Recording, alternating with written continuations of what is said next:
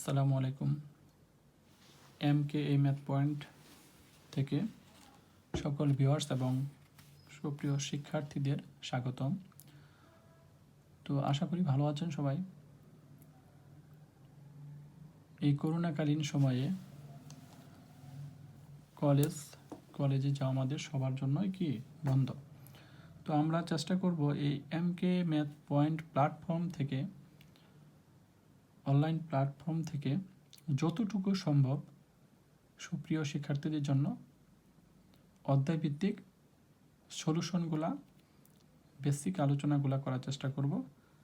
তো MKA math পয়েন্টের ধারাবাহিকতা আলোচনায় উচ্চ মাধ্যমিক প্রথম পত্র প্রথম অধ্যায়ের ম্যাট্রিক্স ও ডিটারমিনেন্ট অধ্যায়ে আমরা আজকে 6 নম্বর লেকচারে উপনীত হয়েছি।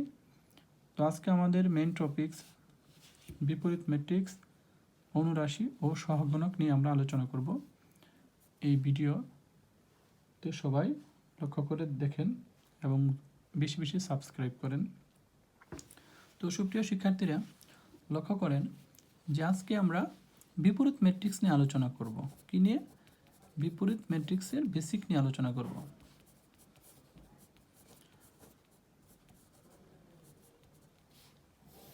বিপরীত matrix, that means inverse matrix.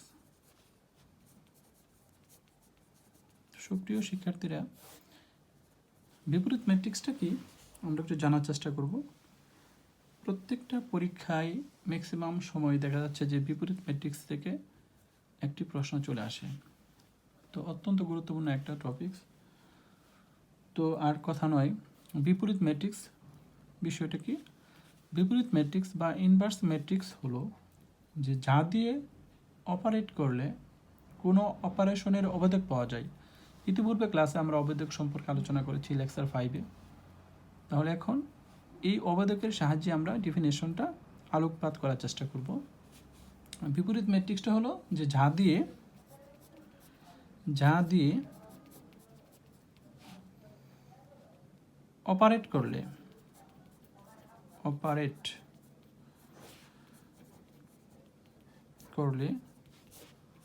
কোনো অপারেশনের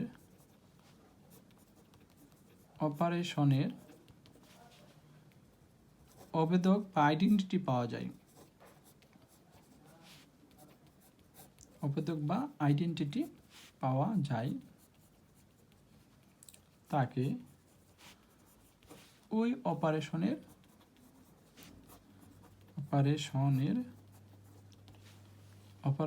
জন্য ইনভার্স বা বিপরীত ম্যাট্রিক্স বলে। ইনভার্স বা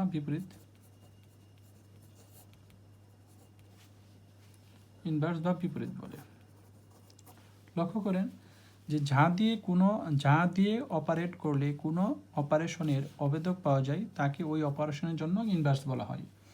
খুব ইজিলিভাবে আমরা বিষয়টা আপনাদের জন্য উপস্থাপন করলাম। তো অ্যাজ পার এক্সাম্পল একটা এক্সাম্পল দিলেই আমাদের আরও ক্লিয়ার হবে। ফর এক্সাম্পল, যেমন 5 প্লাস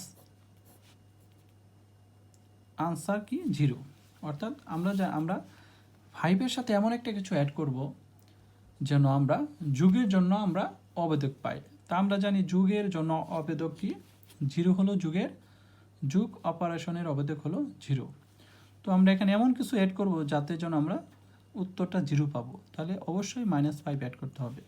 তো লক্ষ্য করেন আমার ডেফিনেশনে কি ছিল? যা দিয়ে অপারেট করলে কোনো অপারেশনের অবেদক পাওয়া যায়, অর্থাৎ যে জিনিসটা যে মান দ্বারা অপারেট, অর্থাৎ যুগের যে অবেদক সেটা হলো আমরা জানি 0। তাহলে আমরা 0 পাচ্ছি। তার মানে আমরা বলতে পারি -5 হলো যুগ অপারেশনের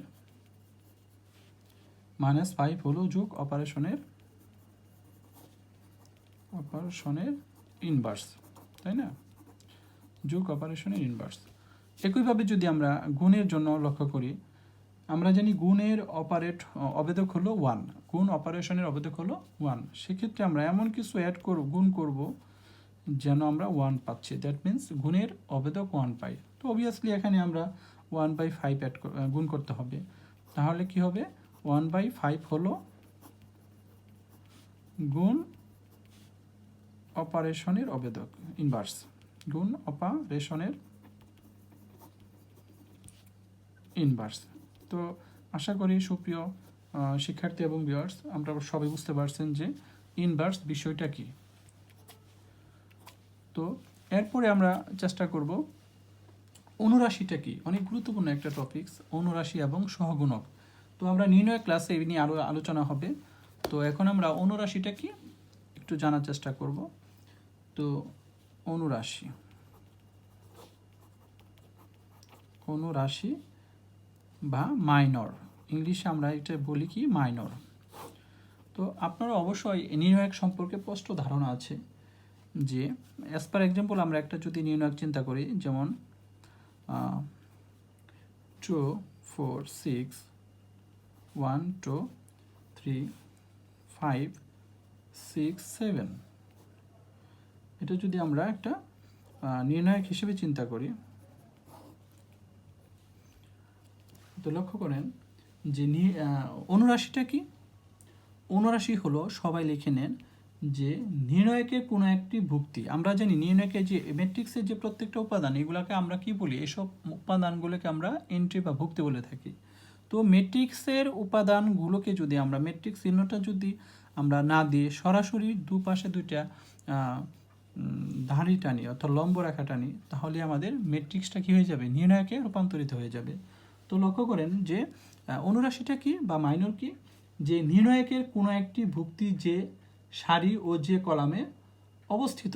দ্যাট মিন্স এখানে 3টা সারি 3টা কলাম, 3টা সারি 3টা কলাম, অর্থাৎ নির্ণায়কের কোনো একটি ভুক্তি যে সারি ও যে কলামে অবস্থিত, সে সারি ও কলামের ভুক্তিগুলো বাদ দিয়ে যে ভুক্তিগুলো অবশিষ্ট থাকবে, যে ভুক্তিগুলি আমরা পাবো, তাদের নিয়ে যে নতুন নির্ণায়ক গঠিত হবে, ওই তাকেই বলে ওই নির্ণায়কের ওই ভুক্তির অনুরাশি। আমি আবার বলি যে কোনো একটি নির্ণায়কের কোনো একটি ভুক্তি যে সারি ও কলামে অবস্থিত, যে সারি ও যে কলামে অবস্থিত, সেই সারি ও কলামের ভুক্তিগুলি বাদ দিয়ে যে ভুক্তিগুলি অবশিষ্ট থাকে, তাদের নিয়ে গঠিত নির্ণায়ককেই ওই ভুক্তির অনুরাশি বলে। তো আমি যদি এক্সাম্পল হিসেবে একটু বলে নিই, লক্ষ্য করেন, ফর এক্সাম্পল,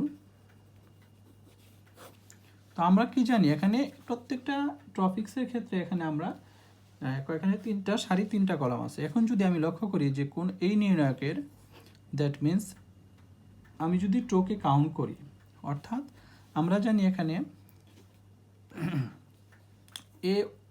এখানে টো কি বোঝাচ্ছে, 1 1 1 2 1 3 2 1 2 2 2 3 3 1 3 2 3 3, এ নিয়ে আমরা একটা ক্লাস আলোচনা করব।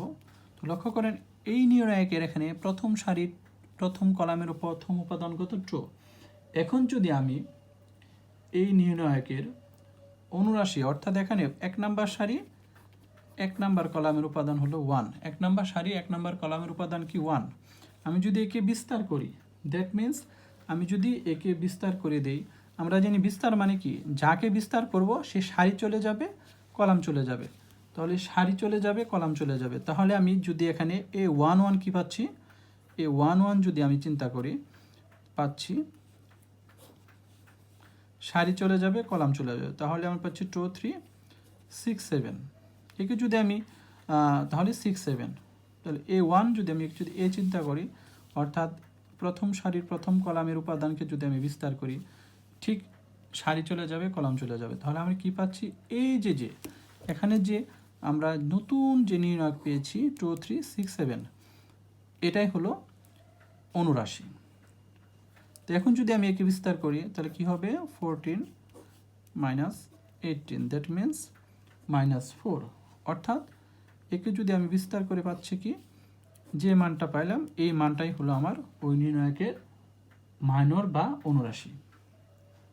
ওকে, আশা করি সবাই বুঝতে পেরেছেন। এখন যদি আমি 4কে চিন্তা করি, তাহলে 4কে আমি যদি চিন্তা করি, যেহেতু প্লাস মাইনাস প্লাস, এখন যদি আমি 4কে চিন্তা করি তাহলে 4 কি সারি চলে যাবে, কলাম চলে যাবে, যাওয়ার পরে এই যে বাকি দুইটা এন্ট্রি বা ভুক্তি, এটা নিয়ে গঠিত যে নির্ণায়ক পাবো সেটাই হলো ওই নির্ণায়কের অনুরাশি।